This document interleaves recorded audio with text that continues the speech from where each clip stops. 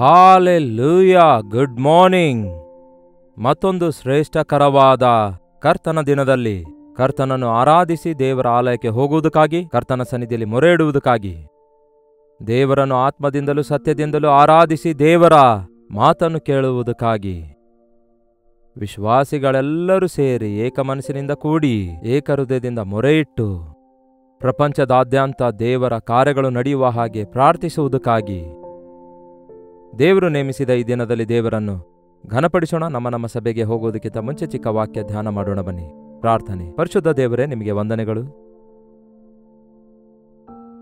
ಕರ್ತನ ದಿನವೆಂದು ಈ ದಿನದಲ್ಲಿ ನಿಮ್ಮನ್ನು ಘನಪಡಿಸುವುದಕ್ಕಾಗಿ ನಿಮ್ಮ ಆಲಯಕ್ಕೆ ಹೋಗಿ ನಿಮ್ಮನ್ನು ಆರಾಧಿಸುವಂತೆ ನಮ್ಮೆಲ್ಲರಿಗೂ ಸಹಾಯ ಮಾಡಿರಿ. ಆಲಯಗಳಿಲ್ಲದ ಸ್ಥಳಗಳಲ್ಲಿ, ಇತರ ದೇಶಗಳಲ್ಲಿ, ಹೊರ ದೇಶಗಳಲ್ಲಿ ಕನ್ನಡ ಸಭೆ ಇಲ್ಲದವರಿಗೋಸ್ಕರ ಒಂದು ಚಿಕ್ಕ ವಾಕ್ಯ ಸಂದೇಶ ನಿಮ್ಮ ಸನ್ನಿಧಿಯಿಂದ ನಮಗೆ ಅನುಗ್ರಹಿಸಿರಿ. ನಿಮ್ಮ ಸನ್ನಿಧಿಯಲ್ಲಿ ಕಾದಿರುವ ನಮ್ಮೆಲ್ಲರಿಗೆ ಆಶೀರ್ವದಿಸಿರಿ. ನಮ್ಮ ಭಾರತ ದೇಶವನ್ನು ಕನಿಕರಿಸಿರಿ. ನಮ್ಮ ದೇಶದಲ್ಲಿ ಪ್ರಳಯದ ನಿಮಿತ್ತ ಅನೇಕ ಭಾಗಗಳಲ್ಲಿ ಪ್ರಕೃತಿ ವಿಕೋಪದ ನಷ್ಟದ ನಿಮಿತ್ತ, ಪ್ರಪಂಚದ ಅನೇಕ ಕಡೆಗಳಲ್ಲಿ ಯುದ್ಧದ ನಿಮಿತ್ತ ಕಷ್ಟದಲ್ಲಿದ್ದಂಥವರನ್ನು ನಾವು ಜ್ಞಾಪಕ ಮಾಡಿಕೊಳ್ತೇವೆ. ಅವರಿಗೆ ಸಹಾಯ ಮಾಡಿರೆಂದು ಕ್ರಿಸ್ತನ ನಾಮದಲ್ಲಿ ಬೇಡುತ್ತೇನೆ ತಂದೆಯೇ, ಆಮೇನ್. ಸಭೆಗೆ ಹೋಗುವುದು ಬಹಳ ಮುಖ್ಯ ಪ್ರಿಯರೇ. ಪೌಲನು ಹೇಳ್ತಾ ಇದ್ದ, ನಿಮ್ಮಲ್ಲಿ ಯಾರಿಗಾದರೂ ಶ್ರಮೆ ಉಂಟಾದರೆ ನಮಗೆ ದುಃಖವಾಗುವುದಿಲ್ಲವೋ? ನಿಮ್ಮಲ್ಲಿ ಯಾರಿಗಾದರೂ ಸಂತೋಷ ಉಂಟಾದರೆ ನಾವು ಆನಂದಿಸುವುದಿಲ್ಲವೋ ಅನ್ನುತ್ತಾನೆ. ಹೌದು ಪ್ರಿಯರೇ, ದೇವರ ಮಕ್ಕಳಾದ ನಾವು ಮತ್ತೊಬ್ಬರಿಗೆ ಕಷ್ಟ ಉಂಟಾದಾಗ ನಾವು ಅವರ ಕಷ್ಟದಲ್ಲಿ ಇಲ್ಲವೇ ಅವರ ಸಂತೋಷದಲ್ಲಿ ಪಾಲ್ಗೊಳ್ಳುವುದನ್ನು ಕಲಿತುಕೊಳ್ಳಬೇಕು. ನಿಜವೇ, ನಮ್ಮಲ್ಲಿ ಬಹಳಷ್ಟು ಜನರು ಸುರಕ್ಷಿತರಾಗಿದ್ದೇವೆ. ನಮಗೆ ಸಭೆಗಳಿವೆ, ಆರಾಧನೆ ನಡೆಯುತ್ತಿದೆ, ದೈವ ಸೇವಕರಿದ್ದಾರೆ, ಒಳ್ಳೆ ಮ್ಯೂಸಿಕ್ ಇದೆ, ಒಳ್ಳೊಳ್ಳೆ ಸಾಂಗ್ಸ್ಗಳಿವೆ. ಆದರೆ ಎಷ್ಟೋ ಜನ ಈ ದಿನ ಇನ್ನೂ ಸಭೆಗಳಿಲ್ಲದಂತಹ ಪರಿಸ್ಥಿತಿಯಲ್ಲಿರೋದು, ಸಭೆಗಳಿಗೆ ಮುಂಚಿತವಾಗಿ ಹೋಗಲಾರದಂತಹ ಪರಿಸ್ಥಿತಿಯಲ್ಲಿ ಕೆಲವರಿರೋದು, ಹಾಗೂ ಅನೇಕ ಸ್ಥಳಗಳಲ್ಲಿ ಆರಾಧಿಸುವುದು ಕೂಡ ಅಪರಾಧವೆಂದೆಣಿಸಿ ಎಲ್ಲೋ ಅಂಡರ್ಗ್ರೌಂಡ್ನಲ್ಲಿ ಯಾರಿಗೂ ಗೊತ್ತಿಲ್ಲದಂತಹ ಪ್ರದೇಶದಲ್ಲಿ ವಿಶ್ವಾಸಿಗಳು ಒಟ್ಟುಗೂಡಿ ಆರಾಧಿಸೋದು, ಅಂತಹ ಅನುಭವಗಳು ಈ ಲೋಕದಲ್ಲಿ ಇವಾಗಲೂ ಇರುವಂಥದ್ದು ನಾವು ಗಮನಿಸಬಹುದು.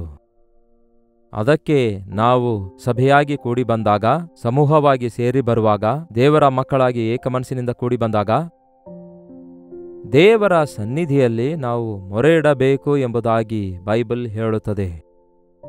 ನಾವು ಮಾಡುವಂತಹ ಪ್ರಾರ್ಥನೆಯನ್ನು ದೇವರು ಕೇಳಿ ನಮ್ಮ ದೇಶಕ್ಕೆ ಆಶೀರ್ವದಿಸುತ್ತೇನೆ ಎಂದು ವಾಗ್ದಾನ ಮಾಡಿದ್ದಾರೆ. ನಮ್ಮೆಲ್ಲರಿಗೂ ಗೊತ್ತಿರುವಂತಹ ವಾಗ್ದಾನ 2ನೇ ಪೂರ್ವಕಾಲ ವೃತ್ತಾಂತ 7ನೇ ಅಧ್ಯಾಯ 4ನೇ ವಚನ ಹೇಳುವುದೇನೆಂದರೆ, 2ನೇ ಪೂರ್ವಕಾಲ ವೃತ್ತಾಂತ 7ನೇ ಅಧ್ಯಾಯ 14ನೇ ವಚನ, ನನ್ನವರೆಂದು ಹೆಸರುಗೊಂಡ ನನ್ನ ಪ್ರಜೆಗಳು ತಮ್ಮನ್ನು ತಾವು ತಗ್ಗಿಸಿಕೊಂಡು ಪ್ರಾರ್ಥಿಸಿ ನನ್ನ ಮುಖದರ್ಶನ ಬಯಸಿ ತಮ್ಮ ಕೆಟ್ಟ ಮಾರ್ಗ ಬಿಡುವುದಾದರೆ. ಎಷ್ಟು ಚೆನ್ನಾಗಿ, ಎಷ್ಟು ಸ್ಪಷ್ಟವಾಗಿ ದೇವರು ನಮಗೆ ತಿಳಿಸಿದ್ದಾರೆ ನೋಡಿರಿ. ನನ್ನವರೆಂದು ಹೆಸರುಗೊಂಡ, ಇಲ್ಲವೇ ನನ್ನ ಹೆಸರಿಟ್ಟುಕೊಂಡ, ಅಂದರೆ ನನ್ನ ನಾಮದಲ್ಲಿ ನಂಬಿಕೆ ಇಟ್ಟಿರುವ, ನನ್ನ ರಕ್ತದಲ್ಲಿ ತೊಳೆಯಲ್ಪಟ್ಟಿರುವ, ನಂಬಿ ದೀಕ್ಷಾಸ್ನಾನ ಹೊಂದಿರುವ ನನ್ನ ಪ್ರಜೆಗಳು, ನನ್ನವರೆಂದು ಹೆಸರುಗೊಂಡ ನನ್ನ ಪ್ರಜೆಗಳು. ನಾವು ಆತನ ಪ್ರಿಯವಾದ ಮಕ್ಕಳಾಗಿದ್ದೇವೆ. ಆತನು ಎಲ್ಲರನ್ನೂ ಪ್ರೀತಿಸ್ತಾನೆ. ಆದರೆ ಕ್ರಿಸ್ತನ ರಕ್ತದಲ್ಲಿ ತೊಳೆಯಲ್ಪಟ್ಟ ನಾವು ಆತನಿಗೆ ಮತ್ತಷ್ಟು ಹೆಚ್ಚು ನಿಕಟವಾಗಿದ್ದೇವೆ.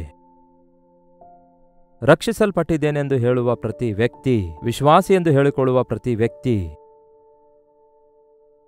ಒಂದು ದೇಶದಲ್ಲಿ ಅಲ್ಲ, ಒಂದು ಭಾಷೆಯಲ್ಲ, ಒಂದು ಆಲಯದಲ್ಲಿ ಅಲ್ಲ, ಪ್ರಪಂಚದಾದ್ಯಂತ ಸಾರ್ವತ್ರಿಕ ಸಭೆಯಾಗಿ ಇರುವಂತಹ ಪ್ರತಿಯೊಬ್ಬರು ಏಕಮನಸ್ಸಿನಿಂದ ಪ್ರಾರ್ಥಿಸುವುದಾದರೆ, ನಾವೆಲ್ಲರೂ ಏಕಮನಸ್ಸುಳ್ಳವರಾಗಿ ನಮ್ಮ ಪರಮ ತಂದೆಗೆ ಮೊರೆ ಇಡುವುದಾದರೆ, ಯಾವತ್ತೋ ಅದ್ಭುತವಾದ ಕಾರ್ಯಗಳು ಈ ಲೋಕದಲ್ಲಿ ನೋಡಿ ಅನೇಕರು ರಕ್ಷಣೆಯೊಳಗೆ ನಡೆಸಲ್ಪಡುತ್ತಾ ಇದ್ರು.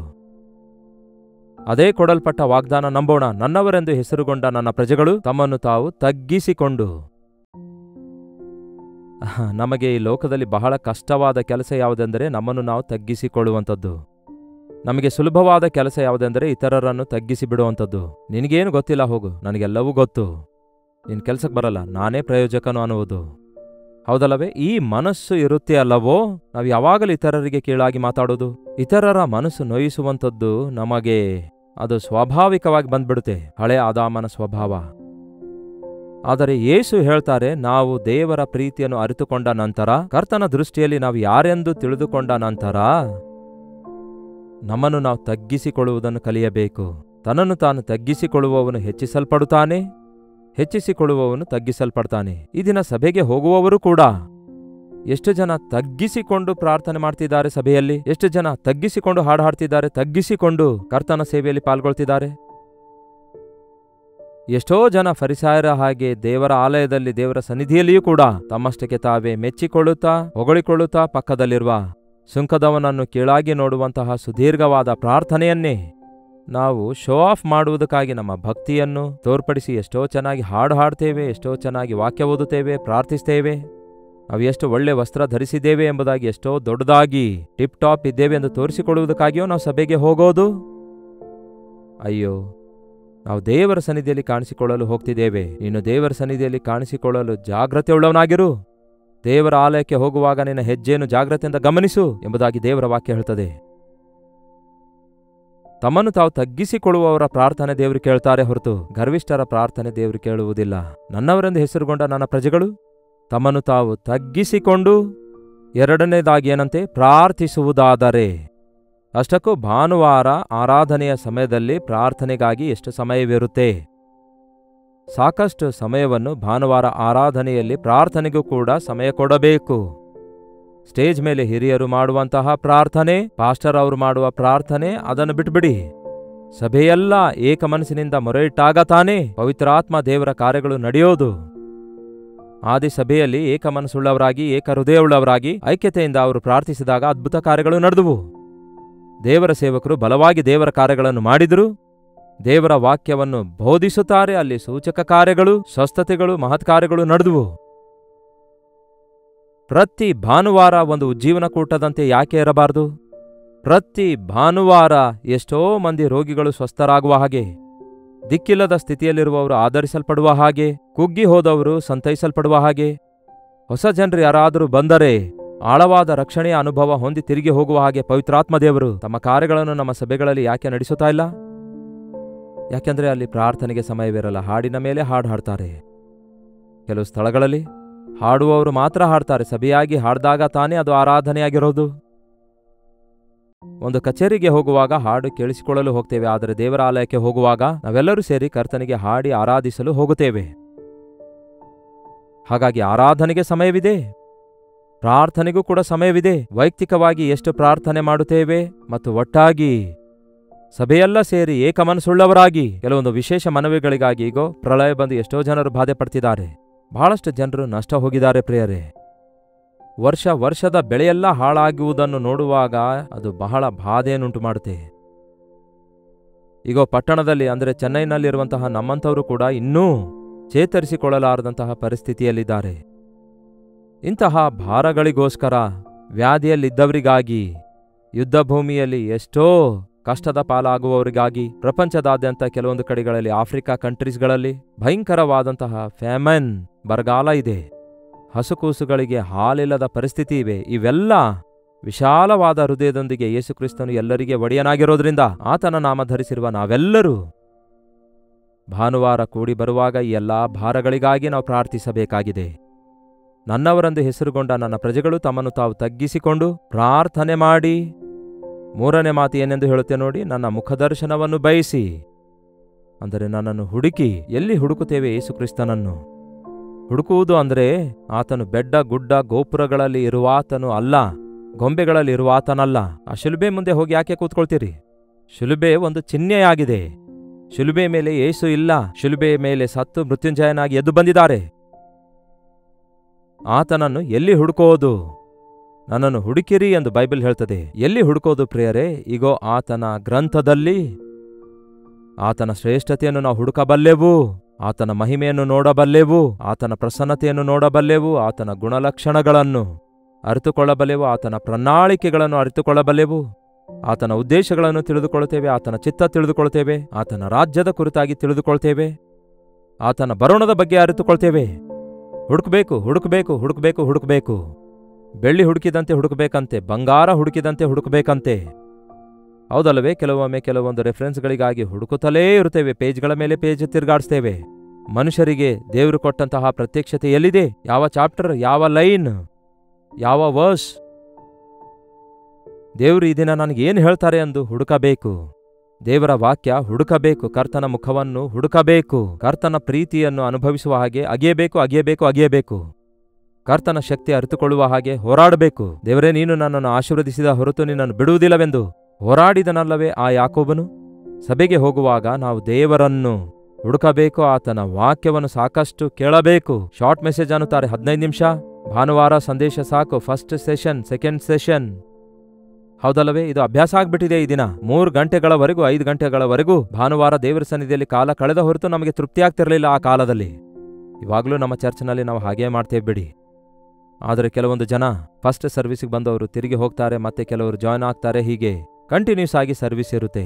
ಅಷ್ಟಾದರೂ ತೃಪ್ತಿ ಇರಲ್ಲ ದೇವರ ಸನ್ನಿಧಿಯಲ್ಲಿ. ನನ್ನವರೆಂದು ಹೆಸರುಗೊಂಡ ನನ್ನ ಪ್ರಜೆಗಳು ತಮ್ಮನ್ನು ತಾವು ತಗ್ಗಿಸಿಕೊಂಡು ಪ್ರಾರ್ಥಿಸಿ ನನ್ನನ್ನು ಹುಡುಕಿ, ಅತ್ಯಂತ ಪ್ರಾಮುಖ್ಯವಾದದ್ಯಾವುದೆಂದರೆ ತಮ್ಮ ಕೆಟ್ಟ ನಡತೆಯನ್ನು ಬಿಟ್ಟು ಬಿಡುವುದಾದರೆ. ಪ್ರಾರ್ಥನೆ ಮಾಡ್ತಿದ್ದೇವೆ ಅನ್ನುತ್ತಾರೆ, ಬೈಬಲ್ ಓದುತ್ತಿದ್ದೇವೆ ಅನ್ನುತ್ತಾರೆ, ಹೌದಲ್ಲವೇ? ಸಭೆಗೆ ಹೋಗ್ತಿದ್ದೇವೆ ಅನ್ನುತ್ತಾರೆ. ದೇವರು ನಿಮಗೆ ತೋರ್ಪಡಿಸಿರುವ ನಿಮ್ಮ ಬಲಹೀನತೆಯನ್ನು, ನಿಮ್ಮೊಳಗೆ ನಿಮ್ಮ ಹೃದಯ ದೋಷಾರೋಪಣೆ ಮಾಡುವ ವಿಷಯಗಳನ್ನು, ದೇವರಿಗೆ ಇಷ್ಟವಿಲ್ಲದ ವಿಷಯಗಳನ್ನು ಬಿಟ್ಟು ಬಿಡಲಾರದೆ ನೀವು ಎಷ್ಟೇ ಘನ ಕಾರ್ಯ ಮಾಡಿದ್ರೆ ಏನು ಪ್ರಯೋಜನ ಪ್ರಿಯರೇ? ನಿಮ್ಮ ಕೆಟ್ಟ ನಡತೆಯನ್ನು ಬಿಟ್ಟು ಬಿಡಬೇಕು ಅಂದರೆ ನಿಮ್ಮ ಪ್ಲ್ಯಾನ್ಸ್, ತಪ್ಪಾದ ಆಲೋಚನೆಗಳು, ತಪ್ಪಾದ ಪ್ರಣಾಳಿಕೆಗಳನ್ನು ಹಾಕಿಕೊಳ್ಳೋದು, ನಿಮ್ಮ ಇಷ್ಟಾನುಸಾರವಾದ ಹಾಕಿಕೊಳ್ಳೋದು ತಪ್ಪು. ದೇವರ ಚಿತ್ತ ಏನೆಂದು ತಿಳ್ಕೊಳ್ಳೋದೆ ಪ್ರಾಪರ್ಟೀಸ್ ಕೊಂಡ್ಕೊಳ್ಳೋದು, ವಾಹನ ಕೊಂಡ್ಕೊಳ್ಳೋದು, ಇತರ ದೇಶಕ್ಕೆ ಹೋಗೋದು ಮಾತ್ರವಲ್ಲ, ವಿವಾಹ ಮಾಡಿಕೊಳ್ಳೋದು, ಲೋಕರೀತಿಯಾದ ಆಲೋಚನೆಗಳೊಂದಿಗೆ ಲಾಭ ನಷ್ಟದ ಬಗ್ಗೆ ಯೋಚಿಸಿ, ಇಲ್ಲವೇ ಅದನ್ನೇ ನೋಡೋದು ಒಳ್ಳೆಯದಲ್ಲ. ಅದು ದೇವರ ವಾಕ್ಯಕ್ಕೆ ವಿರುದ್ಧವಾದದ್ದೆಂದು ತಿಳ್ಕೊಂಡ ನಂತರ ನೆಗೋಷಿಯೇಷನ್ ಇರೋದೇ ಇಲ್ಲ ಅದಕ್ಕೆ. ಬಿಳಾಮನೇ ನೀನು ಹೋಗಬಾರದು ಎಂದು ಹೇಳಿದ್ರೆ ದೇವರೇ ಹೋಗನತಿಯಾ ಹೋಗನತಿಯಾ ಎಂದು ಮೇಲಿಂದ ಮೇಲೆ ಕೇಳ್ತಾನೆ. ನೀನು ಅವರ ಬಳಿಗೆ ಹೋಗಬಾರದು, ಇಸ್ರಾಯೇಲರನ್ನು ಶಪಿಸಬಾರದು, ನೀನು ಶಪಿಸಲು ಅರ್ಹನಲ್ಲ, ಶಪಿಸಬಾರದು ಎಂದು ಸ್ಪಷ್ಟವಾಗಿ ಹೇಳಿದ್ರೆ 1ಕ್ಕೆ 3 ಸಾರಿ ಹಠ ಹಿಡಿದುಕೊಂಡವನಾಗಿ ನಾನು ಹೋಗ್ತೇನೆ ದೇವರೇ, ಹೋಗ್ತೇನೆ ಹೋಗ್ತೇನೆ ಅಂದಾಗ ಆಯ್ತು ಹೋಗು ಅನ್ನುತ್ತಾರೆ. ಆದರೆ ಅದು ದೇವರ ಉದ್ದೇಶ ಇರಲಿಲ್ಲ. ಕೆಲವೊಂದು ವಿಷಯಗಳಲ್ಲಿ ನಮಗೆ ಗೊತ್ತಾಗ್ತದೆ ಇದು ದೇವರ ಚಿತ್ತ ಅಲ್ಲ ಎಂದು ಗೊತ್ತಿದ್ರೂ ಸಹ ನಾವು ಕೆಲವೊಂದು ವಿವಾಹ ವಿಷಯಗಳಲ್ಲಿ ತಪ್ಪು ನಿರ್ಣಯ ತೆಗೆದುಕೊಳ್ತಾರಲ್ಲವೇ? ದೇವರಿಂದ ಒಪ್ಪಿಸಿದ್ದೇವೆ, ಪಾಸ್ಟರ್ ಅವರಿಂದ ಒಪ್ಪಿಸಿದ್ದೇವೆ, ಅಪ್ಪ ಅಮ್ಮ ಒಪ್ಕೊಂಡಿದ್ದಾರೆ ಬಿಡು ಅನ್ನುವಂತೆ ಮುಂದೆ ಸಾಕ್ತಾರೆ. ಆದರೆ ಅದರ ಪರಿಣಾಮ ಭಯಂಕರವಾಗಿರುತ್ತೆ ಪ್ರಿಯರೇ. ಕೆಟ್ಟ ಮಾರ್ಗಗಳನ್ನು ಬಿಟ್ಟು ಬಿಡಬೇಕು. ಕೆಟ್ಟ ಮಾರ್ಗಗಳನ್ನು ಪೋಸ್ಟ್ಪೋನ್ ಮಾಡ್ತಾರೆ ಕೆಲವರು. ಕೆಲವು ವಿಷಯಗಳನ್ನು ನಂತರ ಮಾಡಿದ್ರೆ ಆಯ್ತು ಅಂದುಕೊಳ್ತಾರೆ ಕೆಲವರು. ಆದರೆ ಪೂರ್ತಿಯಾಗಿ ಬಿಟ್ಟು ಬಿಡಬೇಕು. ಇವಾಗಲ್ಲ ಮತ್ತೆ ನೋಡಿದ್ರೆ ಆಯ್ತು ಅನ್ನಬಾರದು ಪ್ರಿಯರೇ. ಇದು ದೇವರ ಚಿತ್ತ ಅಲ್ಲ ಎಂದು ತಿಳಿದುಕೊಂಡಾಗ ಇನ್ನು ಅದಕ್ಕೆ ಅವಕಾಶವೇ ಕೊಡಬಾರದು. ನಿಮ್ಮ ಬದುಕಿನಲ್ಲಿ ನಿಮ್ಮ ಮನಸಾಕ್ಷಿ ದೋಷಾರೋಪಣೆ ಮಾಡುವಂತಹ ವಿಷಯಗಳನ್ನು ಬಿಟ್ಟು ಬಿಡಿರಿ. ಈ ದಿನ ಯವನಸ್ಥರಲ್ಲಿ ಬಹಳಷ್ಟು ಜನ ಇಷ್ಟಾನುಸಾರವಾಗಿ ಇಷ್ಟ ಬಂದಂತೆ ಜೀವಿಸುತ್ತಾ ಯಾವುದೋ ಒಬ್ಬ ಹುಡುಗನಿಗೆ ಪ್ರೀತಿಸಿದ್ದೇನೆ, ಹುಡುಗಿಗೆ ಪ್ರೀತಿಸಿದ್ದೇನೆ, ನಾವು ಒಬ್ಬರನ್ನೊಬ್ಬರು ಬಿಟ್ಟು ಇರಲಾರೆವು ಎಂದು ಒಂದು ಅವಿಶ್ವಾಸಿಯೊಂದಿಗೆ ಹಾಗೆ ತಪ್ಪಾದ ನಿರ್ಣಯಗಳನ್ನು ತೆಗೆದುಕೊಂಡು ತಪ್ಪಾದ ಅಫೆಕ್ಷನ್ಸ್ಗಳಿಗೆ ಒಳಗಾಗಿ ಅದು ದೇವರ ಚಿತ್ತ ಅಲ್ಲ ಎಂದು ತಿಳ್ಕೊಂಡ್ರೂ ಕೂಡ ಹೇಗಾದರೂ ಮಾಡಿ ಹೂ ಅಂತ ಒಪ್ಪಿಸುವಂತೆ ಮಾಡ್ತಾರೆ ಹೊರತು ದೇವರೇ ಈ ವಿಗ್ರಹ ನನ್ನೊಳಗಡೆಯಿಂದ ತೆಗೆದುಹಾಕು, ಈ ವ್ಯಕ್ತಿಯನ್ನು ನನ್ನ ಜೀವಿತದಿಂದ ತೆಗೆದುಹಾಕು, ಈ ತಪ್ಪಾದ ಆಲೋಚನೆ ನನ್ನಿಂದ ತೆಗೆದುಹಾಕೆಂದು ಒಪ್ಪಿಕೊಂಡು ಬಿಟ್ಟು ಬಿಡುವುದಾದರೆ ಕ್ರಿಸ್ತನ ರಕ್ತದಲ್ಲಿ ತೊಳೆಯಲ್ಪಡ್ತೇವೆ. ನನ್ನವರೆಂದು ಹೆಸರುಗೊಂಡ ನನ್ನ ಪ್ರಜೆಗಳು ತಮ್ಮನ್ನು ತಾವು ತಗ್ಗಿಸಿಕೊಂಡು ಪ್ರಾರ್ಥನೆ ಮಾಡಿ ತಮ್ಮ ಕೆಟ್ಟ ನಡತೆ ಬಿಟ್ಟು ಬಿಡುವುದಾದರೆ ದೇವರೇನ್ ಮಾಡ್ತಾರಂತೆ? ಪರಲೋಕದಿಂದ ಅವರ ಪ್ರಾರ್ಥನೆಯನ್ನು ಲಾಲಿಸಿ ಅವರ ಪಾಪಗಳನ್ನು ಕ್ಷಮಿಸಿ ಅವರ ದೇಶವನ್ನು ಸ್ವಸ್ಥಪಡಿಸುವೆನು. ಹಲ್ಲೆಲೂಯಾ.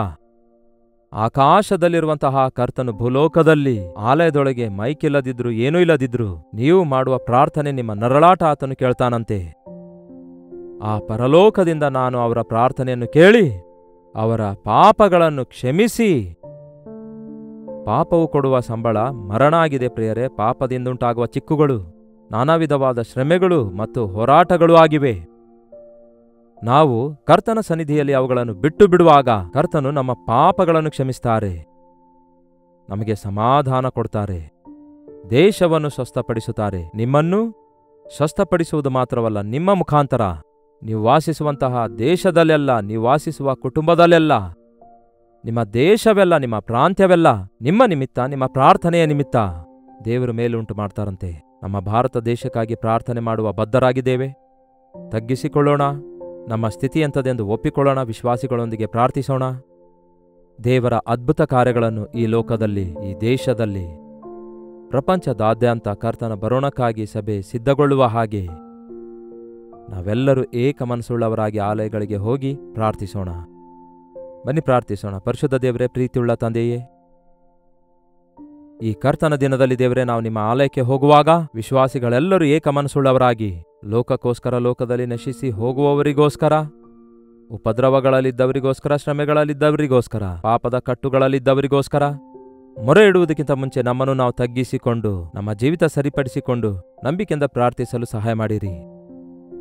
ಕ್ಷಮಿಸಲ್ಪಟ್ಟವರಾಗಿ, ದಿವ್ಯ ದಾನ ಹೊಂದಿದವರಾಗಿ, ಸ್ವಸ್ಥತೆ ಹೊಂದಿದವರಾಗಿ, ಲೋಕಕ್ಕೆ ಬೆಳಕಾಗಿ, ಉಪ್ಪಾಗಿ ಇರುವಂಥವರಾಗಿದ್ದು ನೀವು ಆಶಿಸಿದ ಸ್ಥಾನದಲ್ಲಿ ನಾವು ಬೆಳೆಯುವ ಹಾಗೆ ನಮ್ಮ ಪ್ರತಿಯೊಬ್ಬರಿಗೂ ಸಹಾಯ ಮಾಡಿರೆಂದು ಕ್ರಿಸ್ತನ ನಾಮದಲ್ಲಿ ಬೇಡುತ್ತೇನೆ ತಂದೆಯೇ, ಆಮೇನ್.